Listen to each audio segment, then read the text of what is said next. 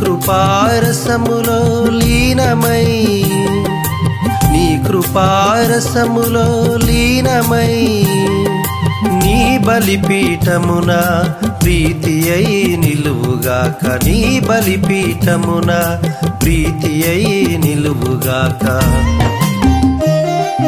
ప్రభువా మా జీవితం నీకే అర్పణం, మా తనువు మనసులు నీకే సమర్పణం.